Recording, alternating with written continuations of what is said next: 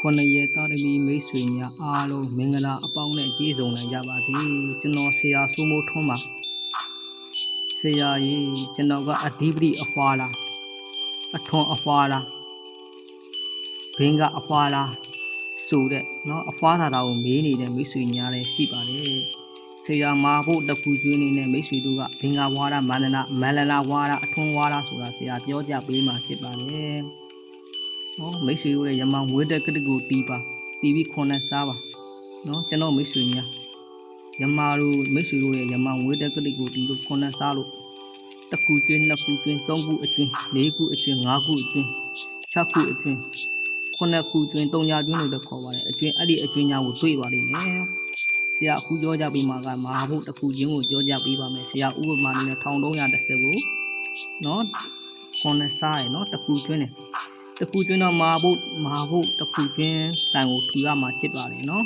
တခုကျွန်းတော့မဟာဘုတ်တခုကျွန်းပေါ့နော်ဆရာမဟာဘုတ်တခုကျွန်းလေးနဲ့မိတ်ဆွေတို့ကဘာအဖွားလဲဆိုတာဆရာပြောကြပေးမှာဖြစ်ပါတယ်နော်မဟာဘုတ်တခုကျွန်းဆိုတော့အောင်ကနေစဆူရပါမယ်နော်အောင်နန်ထူစစ်တူကြီးဝဲနော်ကြာတာပတိသားသမီးရှိရင်အဓိပတိဘွားဖြစ်ပါတယ်ကြာတာပတိသားသမီးများချစ်ရင်တော့အဓိပတိဘွားဖြစ်ပါတယ်စနေသားသမီးများချစ်ရင်တော့အထွန်ဝါဖြစ်ပါတယ်အင်္ဂါသားသမီးရှိရင်တော့တိုက်ခွားဖြစ်ပါတယ်တောက်ကြာသားသမီးများဆိုရင်တော့ရာဇဝါဖြစ်ပါတယ်တနင်္ဂနွေသားသမီးဆိုရင်ဘင်္ဂအပွားဖြစ်ပါတယ်တနင်္လာသားသမီးသားဆိုရင်တော့ပုရိဝါဖြစ်ပါတယ်